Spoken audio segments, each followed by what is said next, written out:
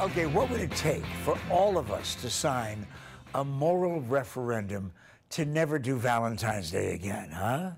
The screaming and gnashing of teeth you just heard comes from florists, greeting card companies, and restaurant owners. In other words, the people who cash in on our most sensitive feelings.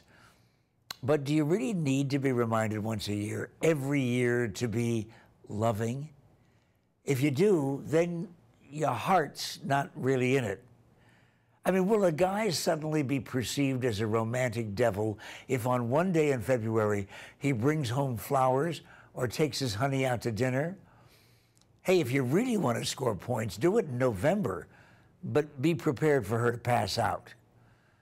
Isn't love supposed to be a year-round thing? And why do we always associate it with romance? How about loving that person you haven't seen for ages with a surprise phone call? Or asking that elderly person down the street if you can lovingly walk their dog? Oh, if you're angry right now with all this because you still want roses, remember, I'm a lover, not a fighter. I'm Pat McMahon.